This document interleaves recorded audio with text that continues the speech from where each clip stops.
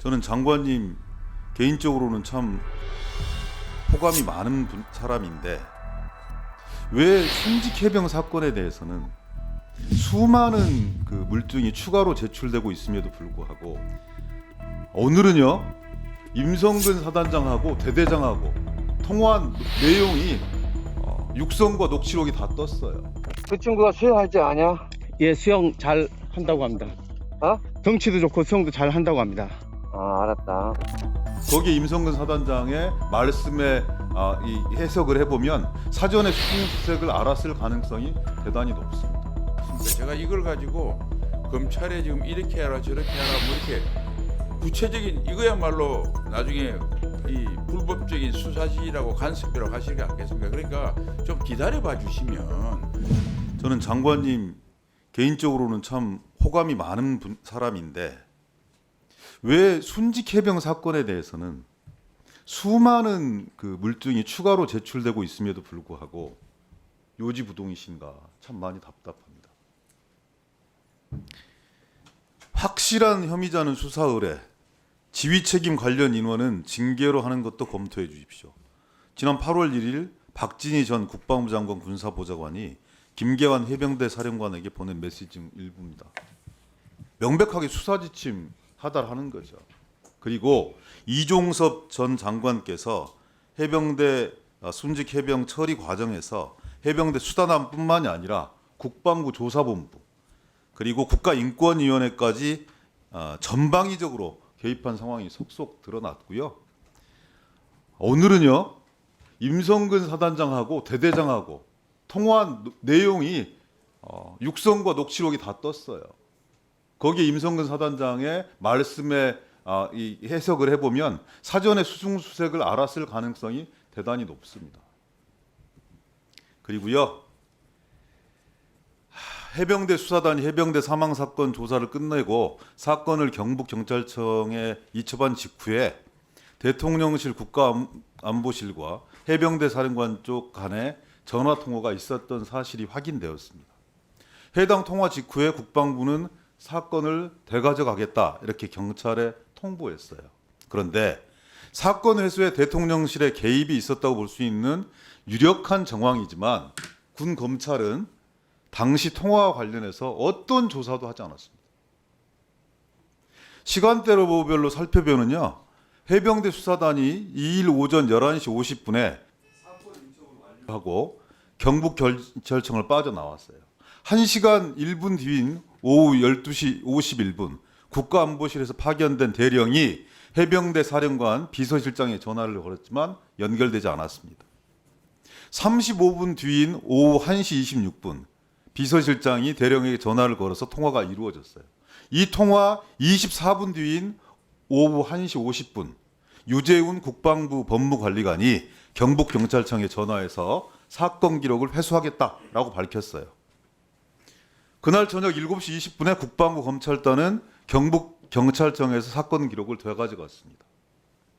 나아가 군 검찰은 해병대 수사단장이던 박정훈 대령을 집단항명 수괴 혐의로 이날 입건했습니다.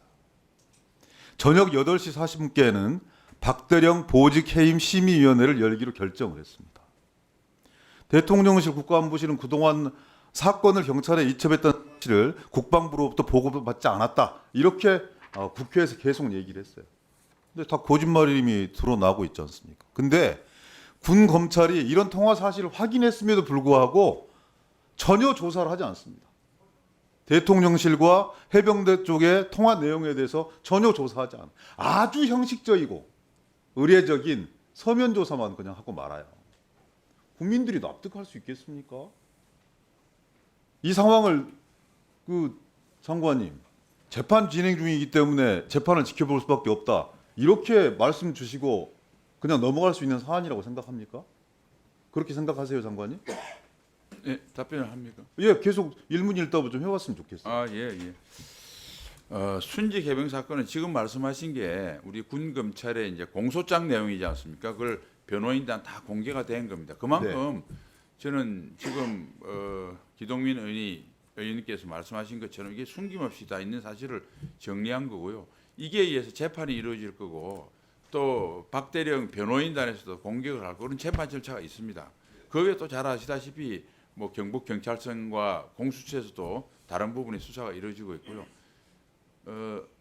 만약 기동민 의원님께서 제 입장이라면 사법적 절차를 존중하고 그것을 지켜보는 거가 국방부장으로 제일 해야 될 일 아니겠습니까? 제가 이걸 가지고 검찰에 지금 이렇게 하라 저렇게 하라 뭐 이렇게 구체적인 이거야말로 나중에 이 불법적인 수사지라고 간섭이라고 하시지 않겠습니까? 그러니까 좀 기다려봐 주시면 우리 군검찰하고 군사재판 넘어가면 또 민간으로 이시면 또 이양될 것이고요. 그래서 좀 기다려 주시면 좋겠습니다. 거기에 지금 장관이 할 수 있는 역할이 없습니다. 장관이 하실 수 있는 역할이 없다. 이거는 기존의 장관이 하셨던 얘기를 다 그대로 부정하는 거예요. 일반적인 수사지휘권이 있다고 해서 수사에 구체적으로 개입하셨고 이첩을 보류시켰고 그리고 그 이외에 다양한 지시들을 내렸다고요. 그래서 이 수많은 문제들이 파생이 된 겁니다. 그 수많은 문제가 불법적으로 진행된 부분들이 파생이 되었던 부분들이 지금 속속 재판 과정 속에서 기록으로 제출되고 있는 거거든요. 그러면 그 수사를 담당했던 군 검찰에게 통수권, 수사 지휘권을 가지고 있는 장관께서 야 당연히 새로운 사실이 드러나고 있는데 왜 수사하지 않았던 거냐, 보강해야 되는 거 아니냐라고 구체적으로 지시하실 수 있어야 되는 거죠. 왜 비겁하게 재판 뒷전에 숨어서 장관이 응당 지금까지 로직으로 보면 하셔야 될 일을 해태하시는 거예요. 당연히 하셔야 됩니다. 그래서 이런 말도 안 되는 죄를 씌워서 항명죄로 박대령을 올가 낸 부분들에 대해서 당연하게 다른 각부에서 재수사를 지시하고 그리고 편이 없으니 드러나면 거기에 맞는 사법적 절차를 밟아주시는 게 저는 장관께서 해야 될 당연한 역할이라고 생각하는데요. 네, 장관님 답변해 주십시오. 네, 그 새로운 사실이라기보다 그동안 수사를 해서 검찰에서 기소를 하면서는 공소장의 내용입니다. 그 공소장 내용에 대해서 장관이 이래라 저래라 하는 것 자체가 저는 적절치 않다고 봅니다. 그래서 제가 할 일은 정말 그 수사 재판 과정에서 명명백백하게 객관적으로 증명될 수 있도록 그건 지켜봐 주는 것이 장관의 도리라고 생각합니다.